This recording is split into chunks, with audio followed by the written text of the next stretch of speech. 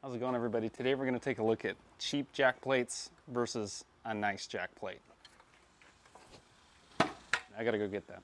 Alrighty, you're probably in the same boat that I was in about a year ago when I bought this jack plate. You want something quick and easy. How big of a difference could there be between jack plates? One says aluminum and it's $150. The other one says it's aluminum and it's $400. So what? Let's go with the cheap one, right? So I'm going to talk through maybe the top 3 reasons why cheap jack plates suck.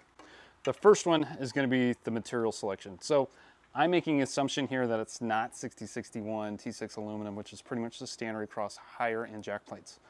There's no reference in a lot of these cheaper jack plate descriptions on what base material is being used. So it's probably like a 5000 series, which is sufficient if the thickness is there.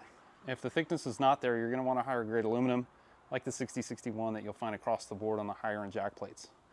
The other part of the material selection, there's no radii in these parts. There are extrusions, and what we're looking at is this profile here. I'll try to zoom in on it, but you want some radius here. I mean, it's an aluminum part. You're just going to get a high stress concentration when you have this sharp 90-degree bend, and that's going to be confirmed by this giant crack that's right here. So this obviously split on the top side of the mount, and so that's the reason why it's not on my boat.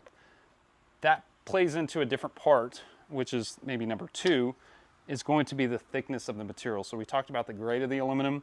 The second one is going to be the thickness. So this starts as 1/4 inch plate or 1/4 inch material, and it necks down to 1/8 inch here. So that's real thin. I think this one's rated to 150 horsepower. I have a 115, so I'm within that range, but obviously I cracked it, and that's not going to work. So I would say that the top 2 things is going to be the material grade. There's no mention of it. I'm going to assume it's going to be a 5000 series, and the actual material thickness. The third thing worth mentioning is this thing looks like it's 1,000 years old. See the oxidation that's on this? It looks like crap. And that's because there's no anodization on it. It's just raw aluminum.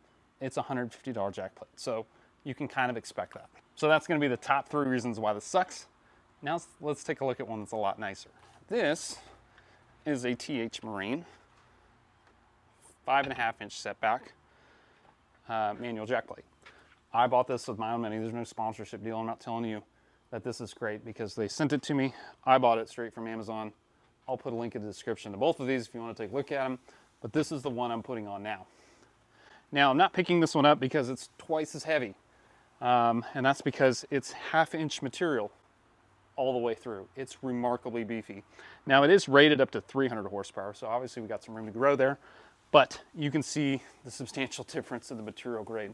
This is 6061 T6 aluminum. It's also anodized. That's why it has that nice shiny finish that will look nice for quite a long time. You'll also notice the radii that I was talking about earlier within the corners of the part. There's no way this thing's going to fail. It's just a much higher quality component, especially when you're talking about mounting your engine to the back of it. That's going to be a big deal. I just wanted to put this together for you. If you're sitting on Amazon and you're like, is this one going to work for me? Yeah, maybe the cheap one will work for you if you have a much smaller engine. But if you do get to make the choice, jump up to the little bit better one. Look for a used like new one on Amazon that maybe someone returned, didn't work for them for whatever reason. And this one is going to be going on my boat. Like I said, TH Marine. This is a power lift, 5.5 inch setback, and it is a very nice part.